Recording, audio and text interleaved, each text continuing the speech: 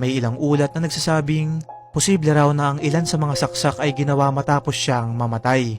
Ibig sabihin mga kaibigan, maaaring may gustong magmukhang mas brutal ang krimen kaysa sa totoong nangyari. At dito nagsimulang mabuo ang samut-saring mga teorya. Simpleng robbery ba ito? Crime of passion? Professional hit? O may mas malalim na dahilan? Isa sa unang tinutukan ng mga investigador ay ang asawa ni Nida Blanca na si Rod Strunk. Ayon sa mga prosecutors, posibleng may problema raw sa kanilang pagsasama.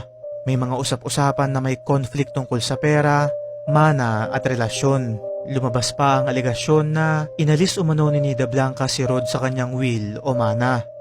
At dito lalong naging kahinahinala ang sitwasyon dahil ayon sa isang teorya, kung tuluyang mawawala si Rod sa inheritance, posible raw na mawalan siya ng malaking halaga ng pera kapag sila ay naghiwalay. Pero kapag namatay si Nida habang kasal pa sila, may posibilidad pa rin siyang makakuha ng parte ng ari-arian. At ito raw ang naging posibleng motibo. Noong una itinanggi ni Rod Strunk ang lahat ng paratang laban sa kanya. Kaya lang hindi doon nagtapos ang misteryo.